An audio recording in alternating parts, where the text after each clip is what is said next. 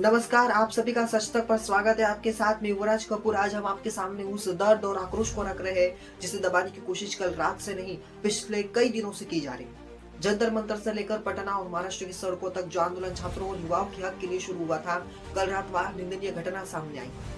कल रात ही नहीं, पिछले कई दिनों से ऐसी घटनाएं जो है वो निकल कर सामने आ रही है। कल रात जंतर मंतर पर न सिर्फ पुलिस पर खतरा हुआ, बल्कि मीडिया पर जानलेवा हमला किया गया।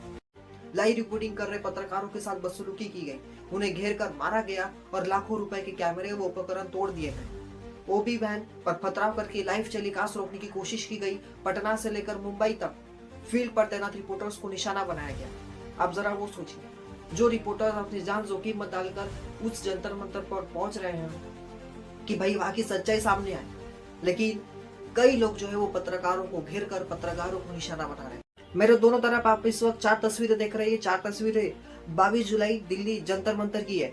आप सभी को पता चलूं, 22 जुलाई देर रात शाम की ये तस्वीरें हैं जिसमें प्रदर्शनकारी भारी संख्या में एकजुट हुए और बहुत सारे जो है वो पत्थर इकट्ठा किए गए। आप सभी को बताते चलूं कि ये पत्थर इकट्ठा इसलिए किए गए ताकि पुलिस पर साफ तरीके से हमला किया जाए, और इन पत्थरों से पुलिस पर हमला किया गया। साफ साफ इन 4 तस्वीरों में हम लोगों को दिख रहा है, लेकिन आप सभी को बताते चलूं कि ये 4 तस्वीरें ही हैं।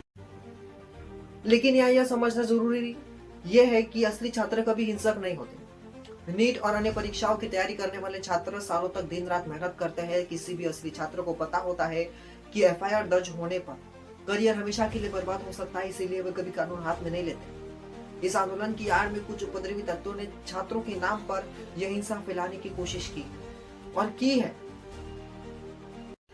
इस विषय पर हमारा स्पष्ट मानना यह है कि सरकार को किसी तीसरे पक्ष के बजाय सीधे पीड़ित छात्रों और उनके प्रतिनिधियों से सीधे बात करनी चाहिए। शिक्षा मंत्री या प्रधानमंत्री को खुद सामने आकर छात्रों को भरोसा दिलाना होगा ताकि यह विश्वास माहौल खत्म हो सके। साथ ही प्रदर्शन स्थलों पर मीडिया कर्मियों के लिए सुरक्षित प्रेस जोन बनाए जाने चाहिए और उन्हें सुरक्षा मिलनी चाहिए ताकि लोकतंत्र का चौथा स्तंभ देश के सामने सच ला सके। और अब विपक्ष का इस पूरे मामले पर क्या सरकार पर पलटवार है और सरकार के क्या आरोप है, अब जरा ये सुनो। जो काले कपड़े पहन के आए, काला विरोध का है, दुख का भी रंग है। सरकार सुनने वाली नहीं है। डर लग रहा है सरकार को, और डर तक डर ना पहुंच जाओ कहीं, ऐसा तो नहीं है। हम स्टूडेंट्स के साथ हैं और उनकी आवाज उठा रहे हैं। ये सिस्टम चल नहीं रहा है, टूटा हुआ सिस्टम है।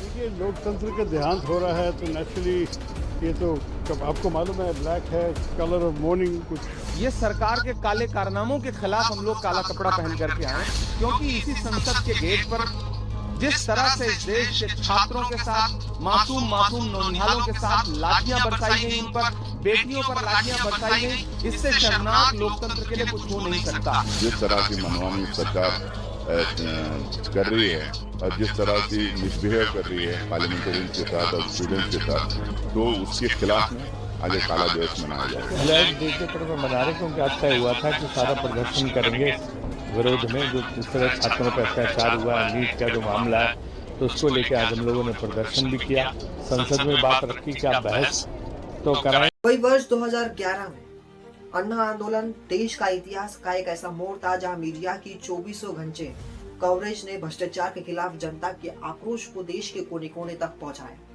लोकपाल बिल की मांग को लेकर शुरू हुआ यह प्रदर्शन मीडिया की वजह से एक राष्ट्रीय जन आंदोलन बन गया। हालांकि कई विश्लेषकों का मानना है कि जीआरपी की होड़ में इस मुद्दे को अत्यधिक सनसनीखेज बना। वही दूसरी ओर पहलगाम और कश्मीर के अन्य संवेदनशील इलाकों में मीडिया कवरेज का एक अलग ही पहलू देखने को मिलता है। जब भी वहां कोई घटना या सुरक्षा से जुड़ी स्थिति उत्पन्न होती है तो पत्रकार अपनी जान जोखिम में डालकर जमीनी हकीकत, पर्यवेक्षण पर पड़ा असर और आम लोगों की परेशानियां सामने लाते हैं। लेकिन पिछले कुछ दिनों से जो लगातार दिल्ली के जंतर मंतर से पत्रकारों के साथ किया गया व्यवहार और उनसे की गई बदसलूकी की तस्वीर सामने आई, तब से देश में ये सवाल कई खड़ा कर रहा है। और न जाने अनाप शनाप जो मीडिया को कहा जा रहा है, ये बिल्कुल बर्दाश्त नहीं किया जाएगा। मीडिया पर हमला, वो भी खुलेआम, पुलिस पर हमला, वो भी खुलेआम, ये देश में कतई बर्दाश्त नहीं होगा। और सरकार को भी इसके लिए एक सेफ जोन बनाना चाहिए और कड़े नियम लागू करने चाहिए। इसी के साथ सीधी बात में अभी के लिए मेरे साथ बस इतना ही।